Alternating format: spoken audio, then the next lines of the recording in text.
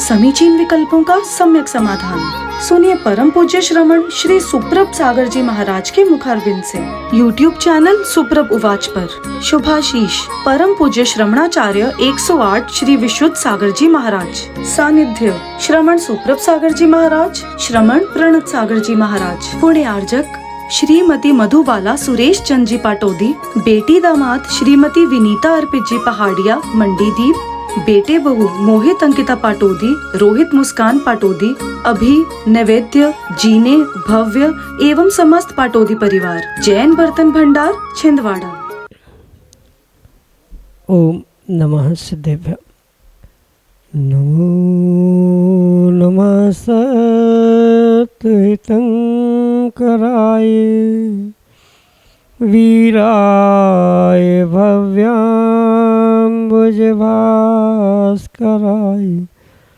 अनंतलोकाय सुरार्चिताय देवादिदेवाय नमो जिनाय देवादिदेवाय नमो जिनाय। पंच परमेष्टि भगवान की परम पूज्य आचार्य भगवंत गुरुवर विशुद्ध सागर जी मुनि महाराज की, परम पूज्य मुनि श्री सुप्रभ सागर जी महाराज की।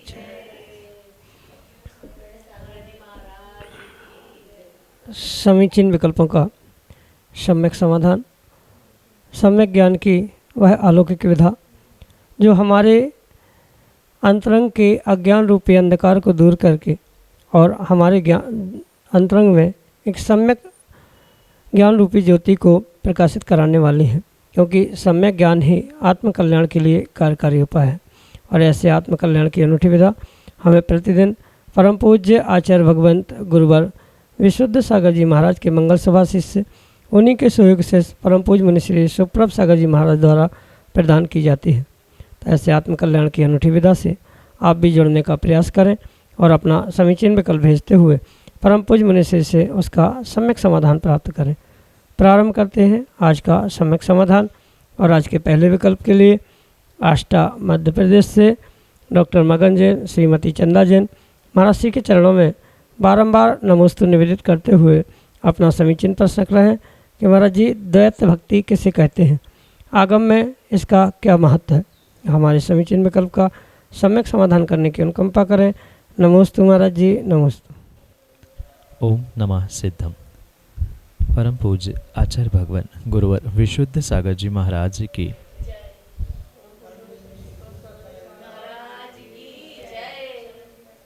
जो पूजक भाव जब व्यवहार पक्ष से देखा जाता है, उस व्यवहार नय की अपेक्षा से चूँकि पूज्य अलग है और पूजक अलग है, इस कारण से उस भक्ति को, उस पूजा को, उस आराधना को द्वैत भक्ति, द्वैत आराधना के रूप में स्वीकार किया जाता है।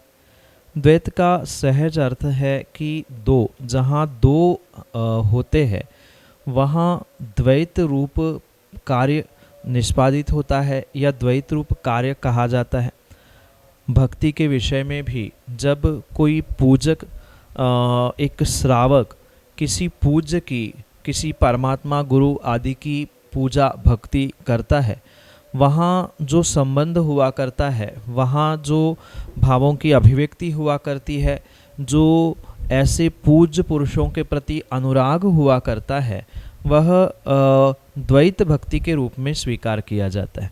पुनः पुनः शब्दों पर गौर करने की आवश्यकता है। द्वैत यानी दो, अद्वैत यानी एक। जब पूज्य पूजक भाव अपने आत्मा में ही परमात्मा को खोजने रूप होता है, वहाँ जो निश्चय नय से अपने आप को ही पूज्य बनाने का, पूज्यता को समझने का प्रयास होता है, ऐसे उस परमात्मा शक्ति से युक्त आत्मा की भक्ति या उनके गुणों में अनुराग करना, इसे अद्वैत भक्ति कहा जाता है। और जहाँ सच्चे देवशास्त्र गुरु जो कि व्यवहार से हमारे लिए पूज्य है, जो आराध्य है, ऐसे पूज्य या आराध्य जो आत्मा से भिन्न होने पर भी व्यवहारने से हमारे लिए पूज्य बनने के लिए निमित्त बनते हैं, ऐसे उन पूज्य पुरुषों के गुणों में जो हम अनुराग कर रहे हैं, उनके जैसे बनने का प्रयास कर रहे हैं, उनकी पूजा, भक्ति, आराधना, सेवा, वैयावृत्ति आदि आदि करने का जो पुरुषार्थ कर रहे हैं, क्योंकि वहाँ दो भिन्न भिन्न द्रव्य है, इसलिए उस भक्ति को आचार्य भगवंतों ने द्वैत भक्ति कहा है।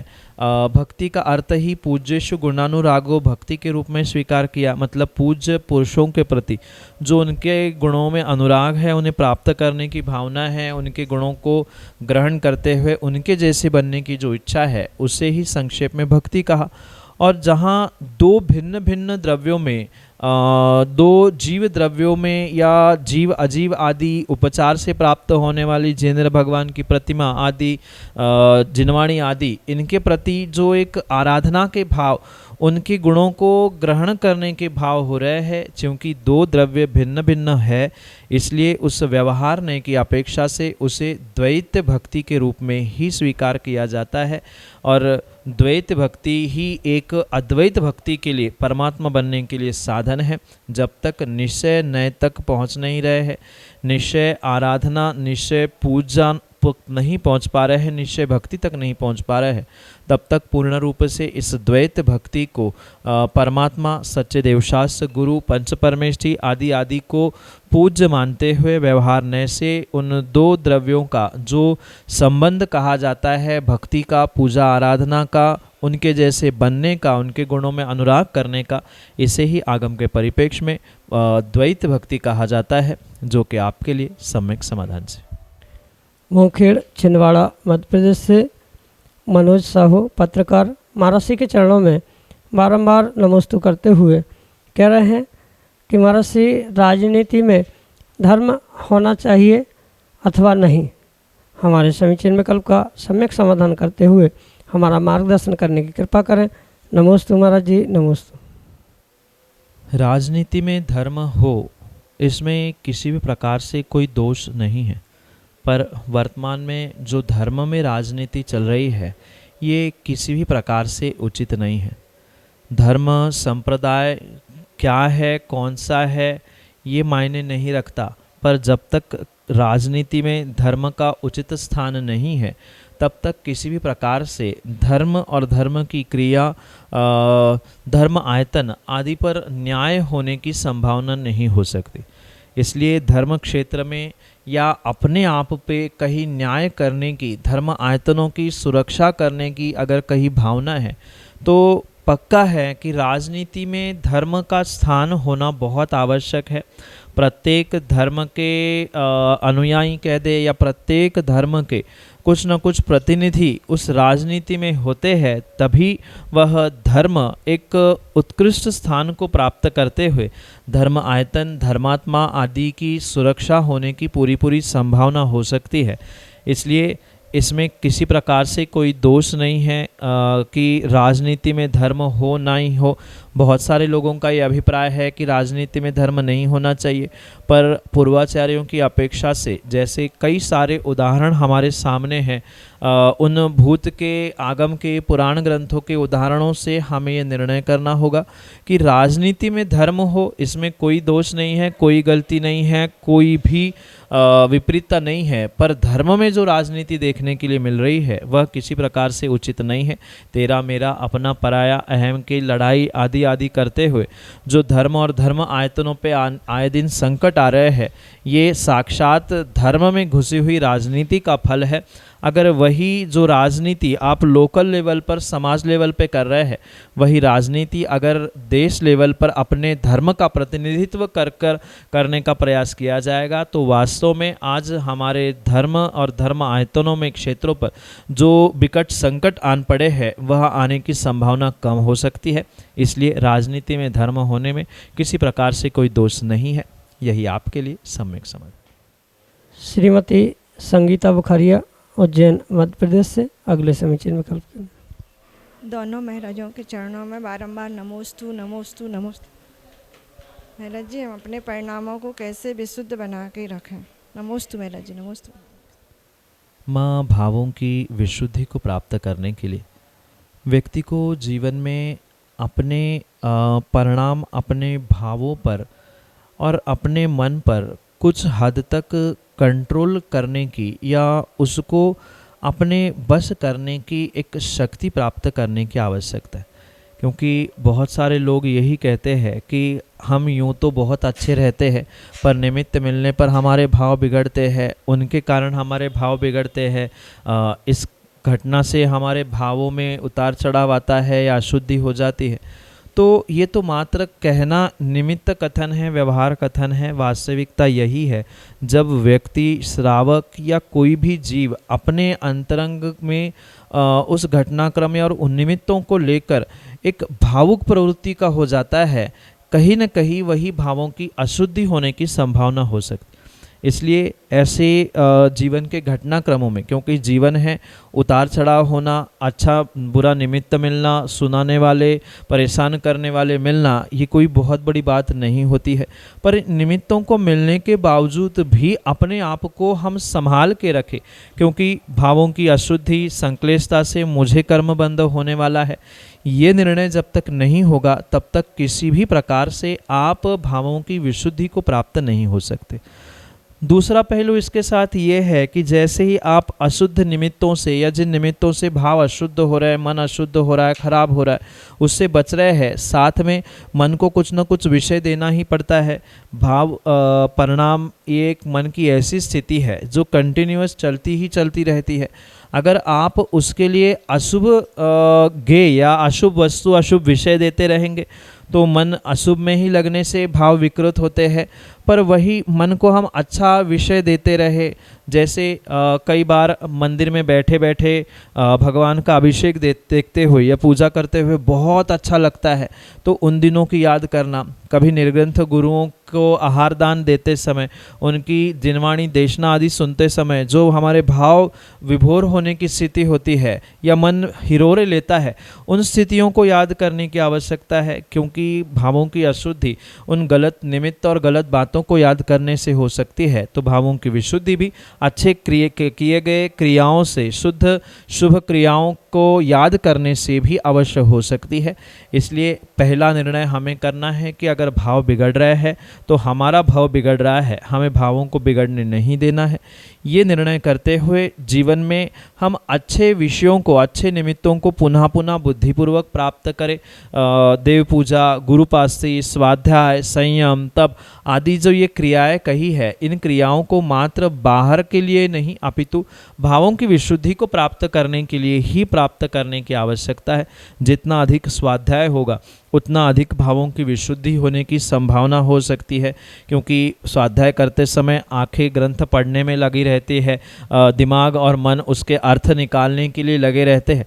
तो जितना अधिक समय मिले उतना स्वाध्याय करने में, पूजन पाठ करते हुए अपने मन को एकाग्र करके उन क्रियाओं के पीछे के कारणों को समझने का प्रयास किया जाएगा। तो नियम से दिन ब दिन हमारे भावों की विशुद्धि बढ़ती जाएगी, और जितनी भावों की विशुद्धि होती जाएगी उतने ही कर्मों की निर्जरा अपने आप होती जाएगी। इसलिए क्रियाओं के पीछे के कारण समझे, हम दान किस लिए दे रहे हैं, किन के लिए दे रहे हैं, पूजन पाठ करने का उद्देश्य क्या है, ये समझते हुए अगर हम अपने भावों पर कंट्रोल करना सीख ले, मन पर कंट्रोल करना सीख ले, उस मन को अच्छे विषय देना सीख ले, पुरानी गलत बातों की जगह अच्छी बातों को याद करने का पुरुषार्थ करते रहेंगे, तो पुनः पुनः भावों की विशुद्धि बढ़ने की संभावना है। यही आपके लिए सम्यक समाधान। पानी गांव मध्य प्रदेश से श्रीमती ज्योति सेठी अगले समीचीन विकल्प करें। दोनों मुनिराजों के चरणों में त्रिबार नमोस्तु नमोस्तु नमोस्तु। हे गुरुवर, मुनिराजों की आहारचर्या कराने, उनका विहार निहार कराने में श्रावक को क्या फल मिलता है, और इस कार्य को करने से क्या हम लोगों को भी आप जैसे चरित्र की प्राप्ति होगी, और हम भी क्या इस दशा को प्राप्त कर सकेंगे। भावना तो हर पल यही है कि अरिहंत और सिद्ध बने। क्या इस कार्य को करते करते हमारे भी चरित्र के मार्ग में आगे बढ़ने की स्थिति बनेगी। नमोस्तु भगवान, नमोस्तु भगवान, नमोस्तु। वास्तव में श्रावक का एक बहुत बड़ा कर्तव्य जो आचार्य भगवंतों ने गुरु पास्ती और दान के रूप में कहा है, ये इस मनुष्य पर्याय का, श्रावक पर्याय का सर्वश्रेष्ठ कार्य है। पूजन पाठ अभिषेक आदि ये सब क्रियाएं जीव ने अन्य पर्यायों में भी प्राप्त की है, पर मुनिराजों की सेवा, वैयावृत्ति और विशेष करके आहारदान जैसा सौभाग्य बहुत सातिशय पुण्य के उदय से ही जीव को प्राप्त होता है। और ये आचार्य भगवंतों ने स्पष्ट कहा है, जो चारित्रधारियों की तन मन धन या जी जान लगा के सेवा करता है, भावों की विशुद्धि के साथ उनकी सेवा वैयावृत्ति आहारदान आदि क्रियाओं में संलग्न होता है, नियम से उनके चारित्र मोहनी कर्म का क्षयोक्षम ठीक होते हुए भविष्य में कभी न कभी वह चारित्र मार्ग को अवश्य ही प्राप्त करता है। पर आवश्यकता ये है कि इन क्रियाओं को करते समय हम जितने अच्छे से उन भावों को संभाल सकते हैं, जैसे अभी मैंने कहा क्रियाओं के पीछे के कारण समझकर करें। हम आहारदान मुनिराजों के लिए तो दे ही रहे हैं, पर उससे फल मुझे प्राप्त होने वाला है, मैं भी उनके जैसा बन जाऊं, इन भावनाओं को साथ लेकर अगर आहार विहार आदि क्रियाओं से संलग्न होने का प्रयास श्रावक कर रहा है तो पक्का है उसके भावों की विशुद्धि और चारित्रधारियों की सेवा करने से आपको भी जीवन में चारित्र प्राप्त होने की संभावना। क्योंकि ये तो जग प्रसिद्ध कहावत है, कहा भी जाता है कि जिसके पास जो होता है वो वही देता है। निर्ग्रंथ मुनिराजों के पास, गुरुओं के पास, आचार्य भगवंतों के पास क्योंकि चारित्र ही है और आप चारित्रधारियों की सेवा करोगे तो चारित्रधारी तो आपको व्यवहार पक्ष से चारित्र देने वाले निमित्त ही बनेंगे। भले ही निश्चय से और अंतरंग से कर्म का क्षय क्षयोक्षम आदि आवश्यक है, पर उस कर्म के क्षय क्षयोक्षम को यानी चारित्र मोहनी के क्षय क्षयोक्षम को प्राप्त करने के लिए चारित्रधारियों की सेवा करना, विशुद्ध भावों से निर्लोभ वृत्ति से मात्र और मात्र मैं एक चारित्रधारी की सेवा कर रहा हूँ, यही भावना से पुरुषार्थ करने से भविष्य में चारित्र की प्राप्ति होना संभव है। पर वर्तमान में जो देखने के लिए मिल रहा है, तेरा मेरा अपना पराया, इनके उनके महाराज आदि आदि कहते हुए जो विडंबना दिख रही है, इन सभी बातों को छोड़ते हुए हमें तो मात्र पिच्छी कमंडल आहारदान, उनका विहार निहार आदि की व्यवस्था करना, ये सोचने से ही भविष्य में आप भी उस चारित्र मार्ग को प्राप्त कर सकते हैं। इसलिए जितना आप भावों की विशुद्धि के साथ इन क्रियाओं से मतलब आहारदान विहार आदि आदि क्रियाओं से चारित्रधारियों की सेवा में संलग्न होंगे, विशेष रूप से उतना ही चारित्र मोहनी का क्षय क्षयोक्षम होते हुए उपशम होते हुए आपको उतनी शीघ्रता से ही चारित्र मार्ग प्राप्त होने की संभावना है। और स्वाभाविक सी बात है, जहाँ चारित्र मार्ग मोक्ष मार्ग आपने प्राप्त किया है वहाँ कभी न कभी आपको मोक्ष भी प्राप्त होने की संभावना है। क्योंकि वर्तमान में मोक्ष नहीं होता पर मोक्ष मार्ग अवश्य ही होता है, तो कम से कम एक देश चारित्र धारण करते हुए जैसे आपने अपना मोक्ष मार्ग प्रारंभ किया है, भविष्य में उस सकल चारित्र को प्राप्त करते हुए आप मोक्ष मार्गी ही नहीं अपितु तो मोक्षगामी भी हो सकते हैं। यही आपके लिए सम्यक समझ। नमस्ते महाराज जी, मुझे पसंद आता है कि आप खड़े होके काम क्यों रहते हो। जो मुनिराज होते हैं उनका नियम होता है, वे जब भी भोजन या आहार ग्रहण करते हैं वे खड़े होकर ही करते हैं। आपने देखा होगा शुल्लक जी या माता जी जो होते हैं, क्योंकि वे वस्त्रधारी है, उनकी भिन्न नियम होते हैं, अलग नियम होते हैं, इसलिए वे हमेशा ही बैठ के भोजन ग्रहण करते, आहार ग्रहण करते। आप भी करते हैं, घर के मम्मी पापा दादा दादी भी भोजन ग्रहण करते तो वो भी बैठ के करते हैं। ऐसा नियम होता है। जो कपड़े उतारकर मुनि महाराज बनते हैं, जिन्हें भविष्य में भगवान बनना होता है, वे कभी भी बैठकर भोजन नहीं करते, वे खड़े होकर ही भोजन करते हैं। क्योंकि बैठकर भोजन करने से बहुत अधिक भोजन होता है और खड़े होकर भोजन करने में उतना भोजन व्यक्ति नहीं कर पाता है। ये उनकी तपस्या है, साधना है, उनका नियम है। इन कारणों से मुनिराज हमेशा ही खड़े होकर आहार ग्रहण करते हैं, भोजन ग्रहण करते हैं। ये उनका एक बेसिक नियम है। जैसे ही उनकी दीक्षा होती है उनके लिए एक बेसिक नियम दिया जाता है कि उनको खड़े होकर ही आहार किया जाना चाहिए। मुनिराज के बाद जो आरिका आदि आदि होते हैं उनके लिए वह नियम कंपलसरी नहीं है, भले ही वे पूज्य है, महाराज के बाद उनका नंबर आता है, पर फिर भी मुनिराज महाराज पुरुष है, इसलिए वे खड़े होकर कर सकते हैं। महिलाएं और कपड़ेधारी कभी भी खड़े होकर आहार नहीं करते। ये हमारे भगवान ने दिया हुआ नियम है, इसलिए ये व्यवस्था आपके लिए सम्यक समाधान। समीचीन विकल्पों का सम्यक समाधान सुनिए परम पूज्य श्रमण श्री सुप्रभ सागर जी महाराज के मुखारविंद से। YouTube चैनल सुप्रभ उवाच पर शुभाशीष परम पूज्य श्रमणाचार्य 108 श्री विशुद्ध सागर जी महाराज। सानिध्य श्रमण सुप्रभ सागर जी महाराज, श्रमण प्रणत सागर जी महाराज। पुण्य आर्जक श्रीमती मधुबाला सुरेश चंद जी पाटोदी, बेटी दामाद श्रीमती विनीता अर्पित जी पहाड़िया मंडीदीप, बेटे बहू मोहित अंकिता पाटोदी, रोहित मुस्कान पाटोदी, अभी नैवेद्य जीने भव्य एवं समस्त पाटोदी परिवार, जैन बर्तन भंडार छिंदवाड़ा।